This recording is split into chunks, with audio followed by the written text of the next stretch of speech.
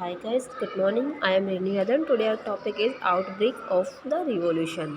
जो 9th class का history का ये फर्स्ट चैप्टर है।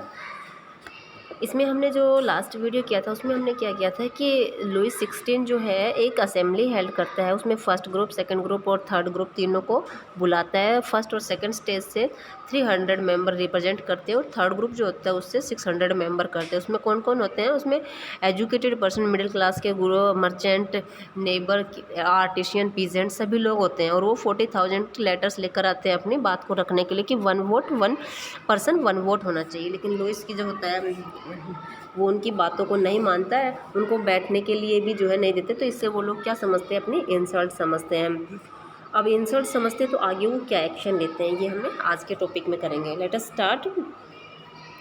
Voting the state journal of the past has had the conduct according to the principle. वो voting के लिए कहते हैं, जो इस जर्नल जो होता है, अब वो उसके लिए क्या कहते हैं कि हमें वोटिंग का सिस्टम दिया जाए। मतलब ये थर्ड ग्रुप जो है वो डिमांड रखता है कि स्टेट जर्नल की पावर को कंट्रोल करना है तो वन पर्सन वन वोट होनी चाहिए। और इसके साथ साथ वो क्या करता है कि डिटरमाइन करता है कि कंटिन्यू द सेम प्रैक्टिस, और हमेशा इसी तरीके से होना चाहिए। मतलब टाइम टू टाइम इलेक्शंस होने चाहिए और टाइम टू टाइम उसमें फीडबैक होना चाहिए।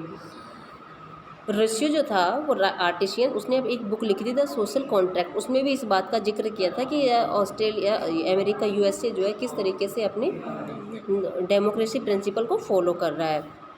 20 जून को क्या होता है कि एक असेंबली हेल्ड करता है। कौन करते हैं? ये थर्ड ग्रुप के जो लोग इंडोर टेनिस कोर्ट में एक असेंबली हेल्ड करते हैं। और असेंबली में क्या करते हैं? वर्साइल्स के ग्राउंड होता है वहाँ पर। वो क्या करते हैं? वो ये डिक्लेयर कर दे कि नेशनल असेंबली हमने बना ली है और नेशनल असेंबली में क्या क्या हम एक फ्रांस के लिए कॉन्स्टिट्यूशंस ड्राफ्ट करेंगे।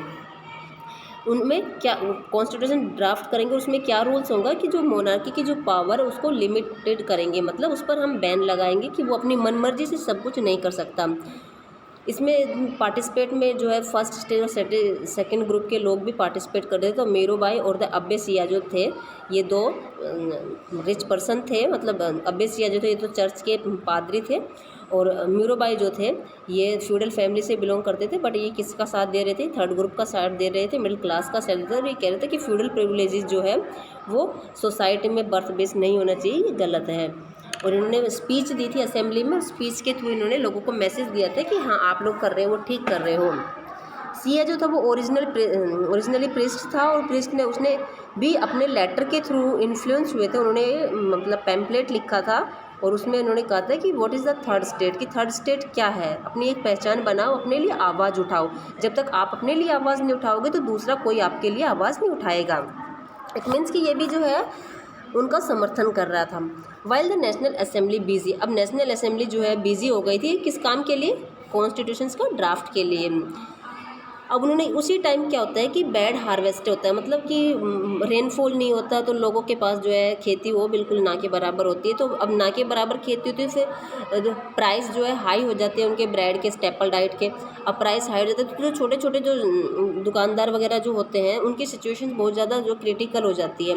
बेकरी जो है उनकी बंद हो जाती है, लोग जो है गुस्सा करने लगते हैं, वुमेन जो है वो आगे स्ट्राइक के लिए आ जाती है। 14 जुलाई में फाइनली क्या होता है कि स्ट्रॉम स्टार्ट हो जाता है। लोग, पब्लिक जो है रोड पर आ जाती है और अपना डिस्ट्रॉय कर देती है बेस्टाइल को। मतलब राजा के महल में घुसती है और अपना स्टार्ट कर देती है अपना एक्शन दिखाना कि अब ये आपकी जो तानाशाही जो है, डिक्टेटरशिप है, मोनार्की की जो मनमर्जी है, ये नहीं चलेगी। इन द कंट्री साइड के बाहर क्या था? Remove the spread of the village to village, कि वो लोग विलेज टू विलेज जाते हैं और अपने मैसेज को उधर लोगों को अवेयर कर रहे हैं, जगा रहे हैं। District the ripe crops, catch of the frenzy of the fear peasant in the several district size hold the pitchfork and attack the चेट्यूज।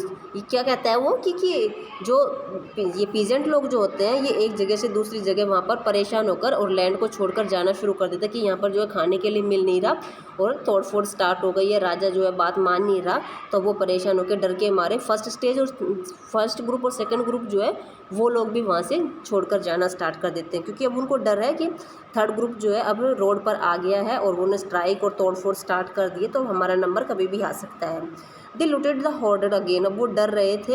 And burn down the documents.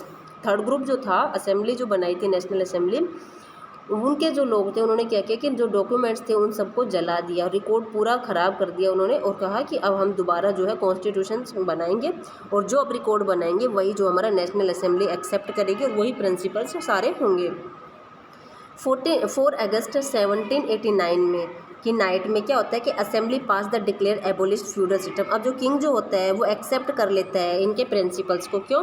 क्योंकि पब्लिक जो है अब कंट्रोल में नहीं हो रही थी, वो अपने लिए आवाज़ उठा रही थी, तो वो समझ जाते हैं और वो मान लेते हैं इनकी बात को कि थोड़ा सा चेंजेस करना होगा, अदरवाइज पब्लिक जो है नहीं मानेगी।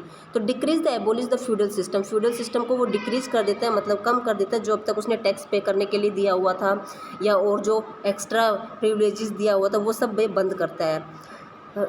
Members of the clergy to were force to give up their privileges, और ये मेंबर जो होते हैं असेंबली के, ये थर्ड ग्रुप क्लेजी को फोर्स करते हैं कि उनको जो प्रिविलेजेस दिया है वो वापस लौटाया जाए। इट मीन्स कि अब उनको हम